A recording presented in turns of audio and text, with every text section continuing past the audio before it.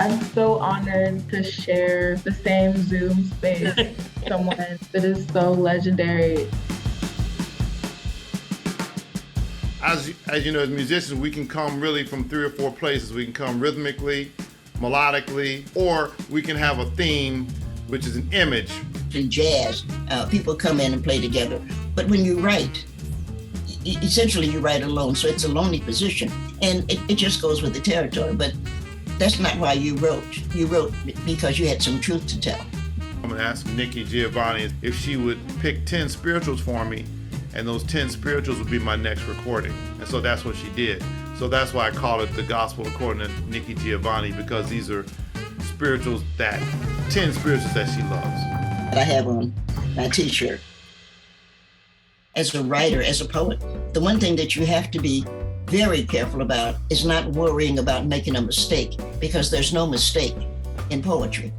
And the one jazz musician I love a lot of is Thelonious Monk. Monk said, "Ain't no wrong note on the piano," and that's a quote.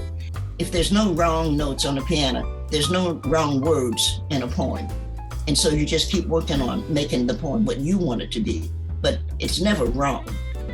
Super broad topic, and I just wanted to hear your thoughts generally on like authenticity, just in general in art, because I feel like that's something that I've like struggled with a bit. Whatever you do, no one could ever play that like you. So that already makes you a unique person. So now you just have to have the confidence to like what you do.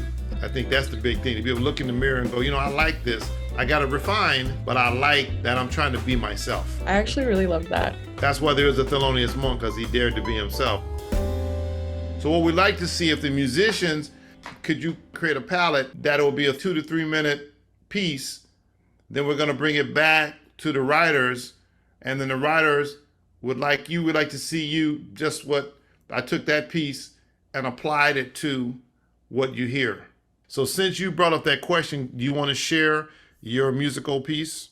Sure, yeah. Thank you so much for that.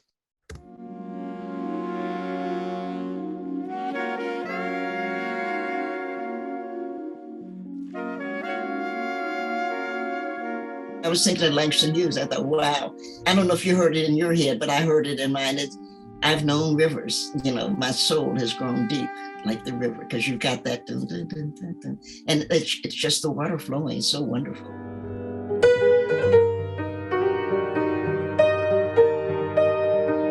To me, I got this impression of like someone kind of thinking about the past and like almost mourning or feeling regretful towards the beginning.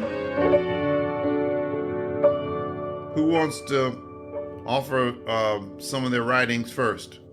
The first time I bought a one-way flight was the July before I moved to college. I sat in the window seat of the plane. I looked down at my city the way that God looks at all of her lonely creations, unable to touch them with her hands. I held out my arms and expected a gust of wind, a kiss goodbye. Instead, the plane's AC hit me, the lights dimmed, and I awoke 1,356 miles away from home. I just liked what you did. In your own way, God was breathing on you and telling you it's going to be all right. And I kind of like that safety.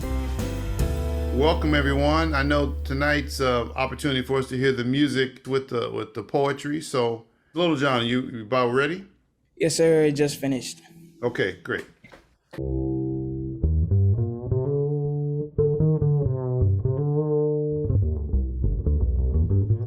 Scientists say that if you bit down on your pinky as hard as you would a baby carrot, the top of your finger would come tumbling right off. The night after the Atlanta shootings, I spent 4 hours dancing my pinky between my teeth, trying to numb the ache.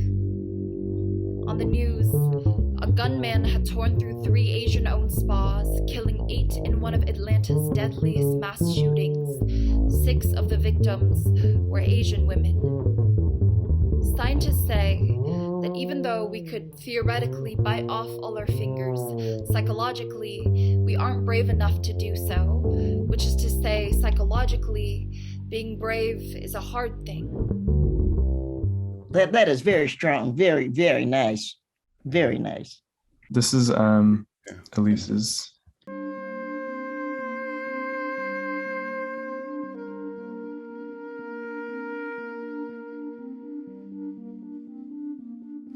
Ode to my city who raised me in her crocodile jaw, taught me how to fight back, showed me where my weapons are stored, said my mouth is my gun and my words are my bullets.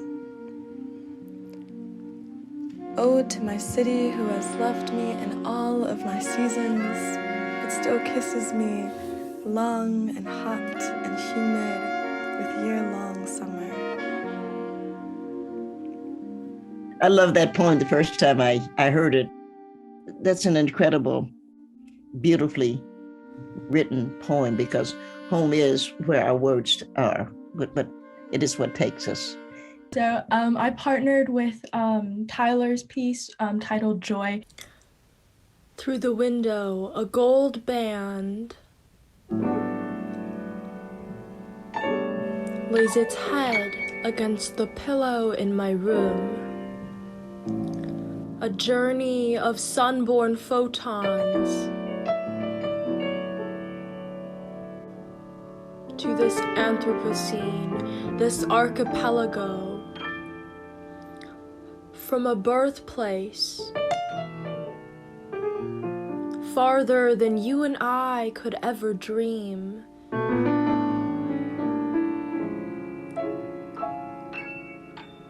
It graces the love seat by the door.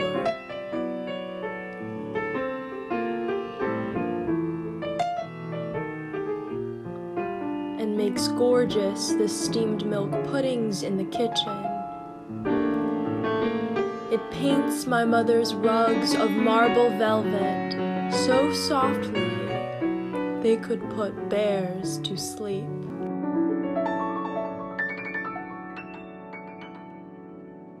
Excellent. It was perfect. And I don't know what you could have done any different. Thank you so much. That means so much to me. I think the way that the poets spoke over it, it sort of brought to the forefront different aspects of the melody that I wouldn't have necessarily listened for. You have this beautiful melody and you have this beautiful poem, and they came together. I gotta say thank you for Nikki. We have to say thank you for Nikki for her time. Totally my pleasure. Thank you. Congrats. Okay.